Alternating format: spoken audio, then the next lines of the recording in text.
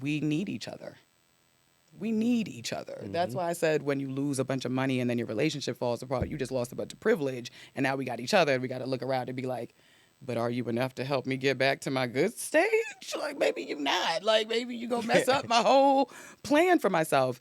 A lot of us know that we grew up in communities with chosen family. A lot of us know that. We call people auntie and uncle who were not auntie and uncle. We have people in our family who might not have never got married, but they living in the same house, and I think that kind of relationship maintenance is not about the privilege on paper of saying we're married, right? It's about the reality that, like, a lot of times this concept for people, if you say, just cut them off, in our community, we're like, ooh, that's a little harsh, because our first instinct is actually, if you can fix it, maybe you fix it. And even though it might seem rude to more privileged people that you're direct, it's a good social skill to tell people what you need and what you think. Or because otherwise we're walking around and I don't like you and you don't really know it and you're not really sure what to do about that. Like, most of us who have ever been in an office know it's uncomfortable to not know if people like you or not. It's like, is this real? This is not real, but good social relationships feel authentic.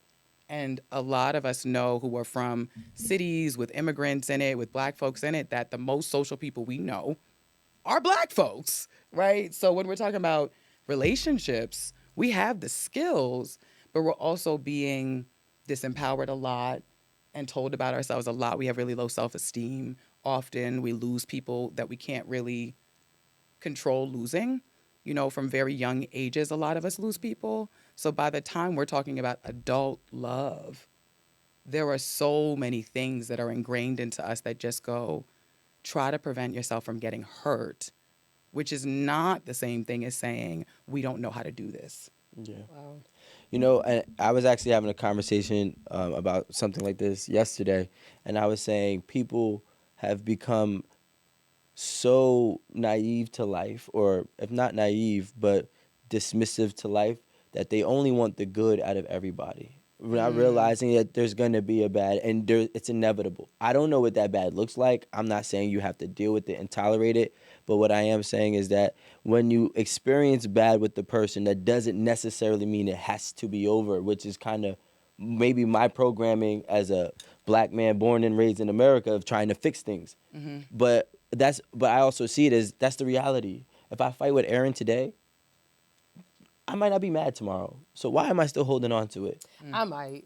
Yeah, but like You can hit me next week. okay, well then we wait the week. But I feel like people be trying to be so tough for this one thing. Oh nah, red flag, cut off. But I'm like, wait, hold on, time out. How did you contribute to this? Did you contribute, if how? You know what I'm saying? And how can you get over this part? And is this really that monumental? I think we're out here trying to seek a perfect partner without any trouble, any cause, any struggle, and really any willingness in case any of these things do transpire in the near future.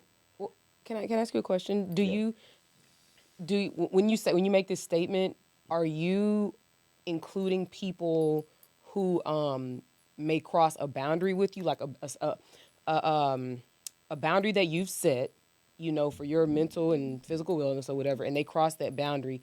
Do you agree that it's okay to, like, red flag, cut them off, versus trying to work through that? If I keep it specific to what you're saying, and just want to reiterate it, make sure I'm not going off track.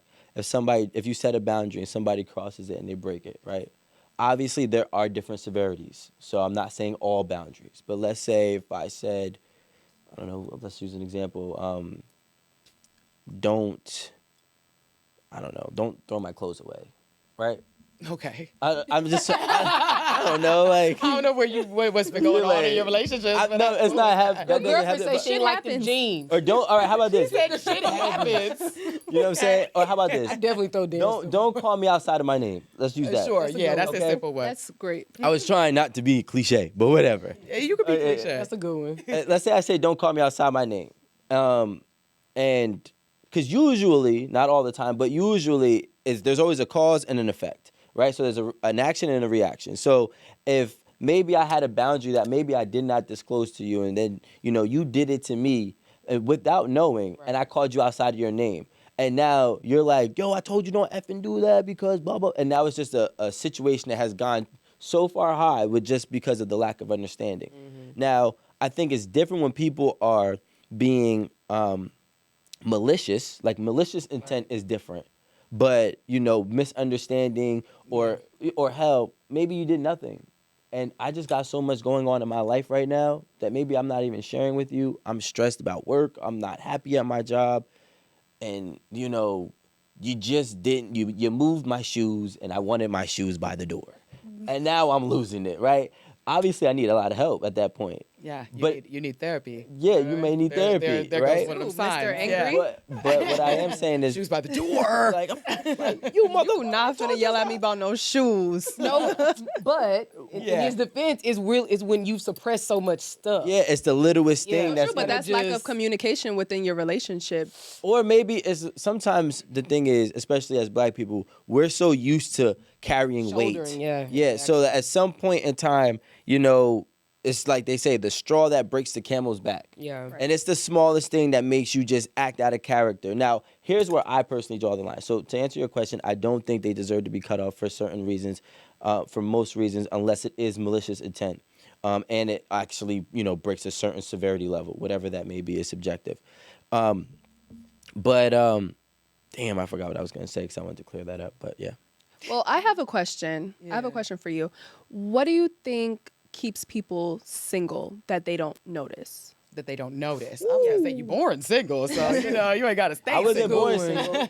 You weren't born single. No. I was gonna say I ain't. I came in here and I knew I had like 12 soulmates, but I was going to ruin like 7 and not meet 3 and end up with 2. We leaving just how we come.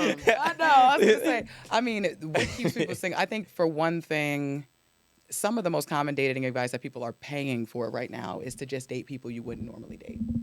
That's I think it. that's terrible. You think people should do that? I think to some degree, I think you should just meet. We seen what that happens like here at 8 at the table. But here's. I don't advise it. But I mean, what you've been meeting people casually? It's been No, we've been exploding? seeing we've been seeing events, all types of stuff. I guess here's the thing. We meet a lot of people. At this point, dating apps are just as random as like being at a bar and having somebody walk up to you. Most people are on dating apps. It's not like you're finding some select, few people on these dating apps. So when you go on dating apps, you're also dealing with a bunch of people who are looking through a bunch of people, right? And so it dehumanizes an experience that's not really how you would normally go about evaluating people. And this is what I mean about friendship. I have a friend. I meet them however I meet them. As we do things together, I'm like, you know what? I like the way you think. I like the way you move. I like the way that you do stuff. It's through these shared experiences that we get to know our kind of system, the way that we affect each other. You don't have to be perfect to be in love and have a good relationship. In fact, you don't even have to be exactly the same. You can have a lot of things that are not the same. I think that's the problem with dating apps, Yeah. I saw this thing on Twitter yesterday. It was really bizarre. So these two people, they met on a dating app. And before they planned their first date, she asked the guy if he didn't mind filling out a questionnaire that she had set up. That's dope. How many questions are we talking It was about? about, I That's think what it we was do. 20, it was 26 questions. She created this questionnaire herself. It started off pretty generic questions. What's your favorite color? Regular shit, What's right? your size? Then it kind of, and then it got a little weird. Like it was a toilet paper question. Do you think that the toilet paper goes like under, or do you Over. roll it, or over? I say Or- under. What y'all say?